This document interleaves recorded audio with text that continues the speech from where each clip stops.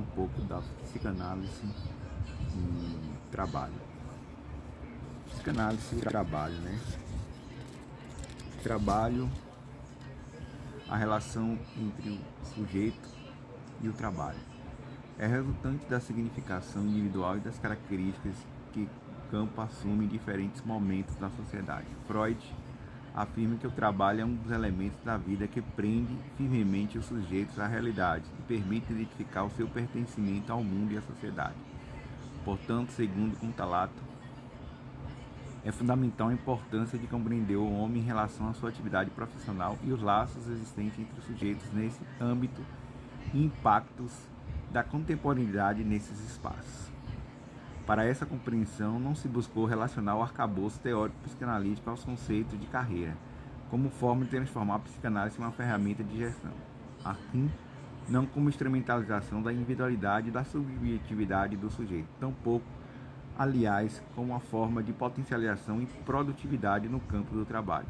O que pretendeu foi, a partir da teoria psicanalítica, a contribuição de seus conceitos que a compreensão do sujeito a partir de seus desejos e pulsões no campo profissional. Nesse sentido, Guimarães aponta que é importante entender a carreira está ligada inicialmente aos processos primários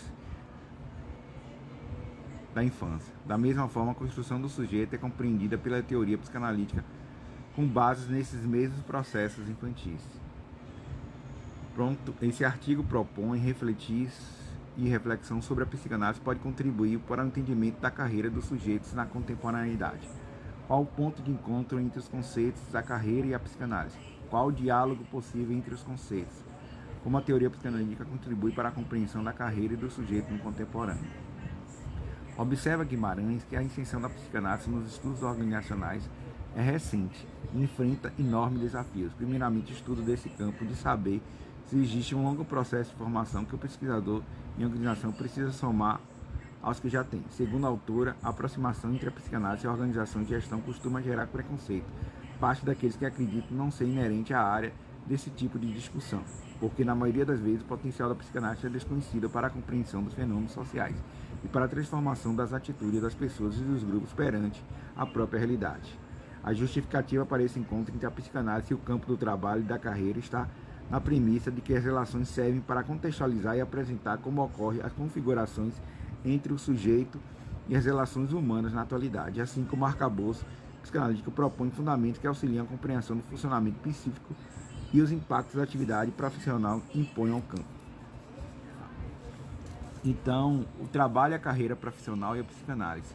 Para Bowen, o vocábulo trabalho no sentido de um esforço físico destinado a atender às necessidades materiais da sociedade. Foi registrado pela primeira vez em 1966. Ao longo do tempo, devido ao desenvolvimento do sistema capitalista e mudanças sociais em curso, o contexto de trabalho passou a adquirir novas conotações e significações. Ferreira e Dutra, 2003, observa que a partir da década de 1980, assim como aconteceu no início do século XX, houve um retorno às discussões sobre a trajetória profissional e a carreira, causando significativas mudanças estruturais no campo social, político, tecnológico e econômico. Tais fatos demandam dos sujeitos que desempenham suas atividades profissionais uma nova forma de observar suas carreiras em relação com as novas organizações. A carreira é uma perspectiva psicológica segundo Bacelar, Campos e Capelli, e engloba experiência vivenciada pelo sujeito à medida que suas próprias trajetórias são desenvolvidas, do surgimento de papéis sociais e do desenvolvimento pessoal. Conforme Anjo, a inserção do meio profissional, escolha de carreira, é um fato de possibilidade de uma escolha. A realização de um ofício constitui formas fundamentais de entrada e permanência na comunidade. O autor afirma que não trabalhar tende a colocar o indivíduo em oposição aos demais membros da sociedade. Também se aplica em alguma medida. Indivíduos que escolhem formas de trabalho alternativas ao modo capitalista empresarial tradicional muitas vezes são criticados. Enfim, não se trata apenas da inserção, não no mercado de trabalho, a maneira pela qual o processo ocorre. Espera-se ainda que o sujeito se posicione de forma competitiva. Freud afirma que a civilização quer unir também libidinamente os membros da comunidade, fornece meios e caminhos para estabelecer identificações entre elas, fortalecendo vínculos comunitários através de relações de amizade. Sujeitos A são ligados pelo trabalho e interesse em comum, sentimentos que auxiliam o sujeito a formarem grupos compostos de afetos. O campo do trabalho simboliza via importante para o desenvolvimento desse grupo. Sabendo que o homem não possui uma quantidade infinita de energia psíquica, ele deve realizar suas tarefas por meio de distribuição adequada de libido. Com isso, representa a relação entre o sujeito e o trabalho, designando ser um elemento que fixa o sujeito firmemente à realidade inserente de forma segura por parte da realidade na sociedade. O termo libido está intimamente relacionado ao conceito de pulsão. Laplace define pulsão como dinâmica, o processo que compreende uma carga orgânica ou fator de motricidade que o organismo tem em direção a objetivos. Os objetos que a pulsão aflige sua meta de suprir o estado de tensão desejado, forma de excitação. O indivíduo é expelido pela organização a reprimir seus desejos. Schoff, Duarte e Yasmoto. Esse sofrimento também é causado por condições precarizadas no campo do trabalho e pressões de estrutura organizacionais. Por outro lado, já a esses autores, o sofrimento nem sempre prejudica a saúde mental e física do sujeito em sua atividade profissional. Pode representar a maneira como o sujeito ressignifica seu trabalho por meio da sublimação.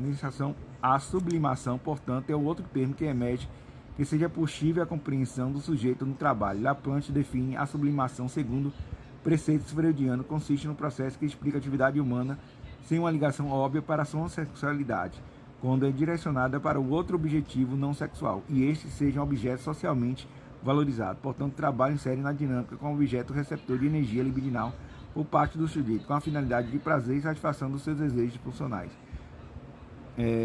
Guimarães aponta o prazer do sujeito no trabalho resultado da descarga de energia psíquica promovida pela satisfação. Portanto, o prazer e equilíbrio são resultados do processo psicanalítico em que ocorre descarga de energia. Contudo, em contrapartida, essa energia pode ser acumulada resultando em desprazer, fadiga e ansiedade, caso haja repressão desta ou caso não seja liberada de forma adequada.